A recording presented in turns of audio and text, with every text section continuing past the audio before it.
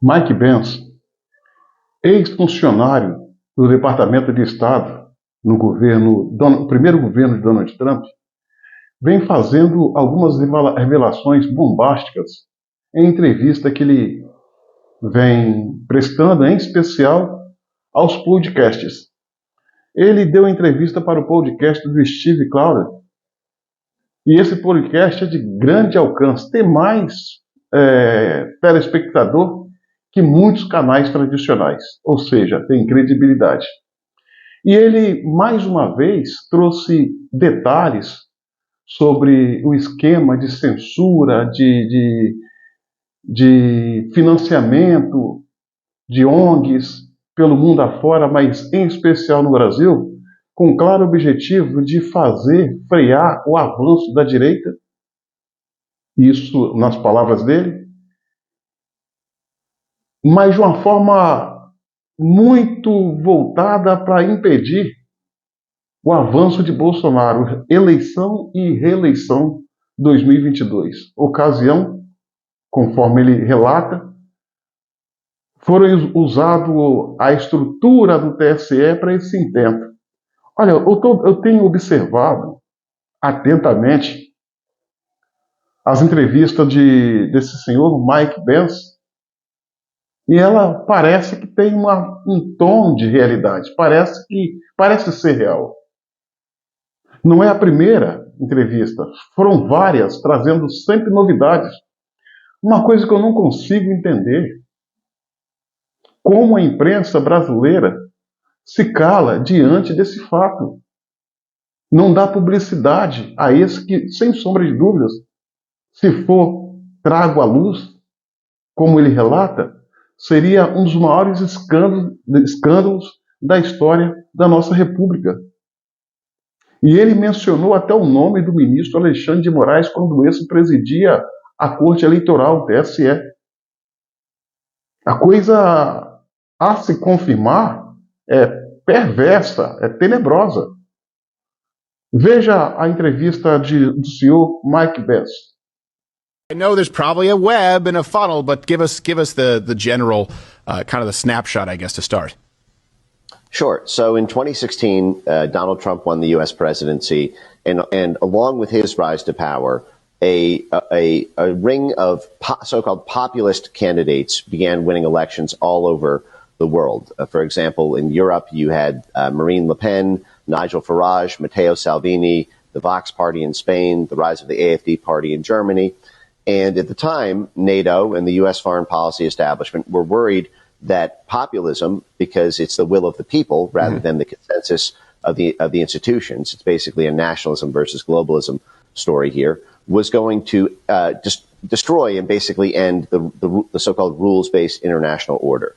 Brexit would give rise to Frexit, Spexit, it'll exit, Grexit. The EU would come undone, NATO would come undone, and the ring of populist leaders in countries in South America and in Central Asia would form what they feared was essentially a new non-aligned movement. The non-aligned movement was this pact of countries during the Cold War who said that they were not aligned with either of the two major powers, the U.S. or the Soviet Union, that they would do business with both, which was a big thorn in the side of the U.S. foreign policy establishment, who wanted to starve out the Soviet Union economically and block the interlinkages. So they feared that these populist political candidates would, destroy the rules-based international order and form this new non-aligned movement bloc. And so when Bolsonaro won the election in October 2018, USAID and its web of sister entities in the foreign policy establishment, in particular the National Endowment for Democracy, decided internally and talked about this even in their own panels and source documents that Bolsonaro was a populist threat to democracy.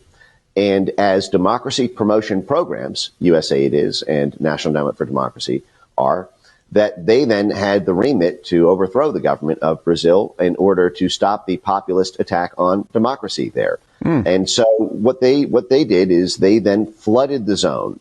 They more than doubled the USAID budget and NED budget for Brazil, more than doubled the so-called foreign assistance. But what they pumped that into were into anti-Bolsonaro institutions.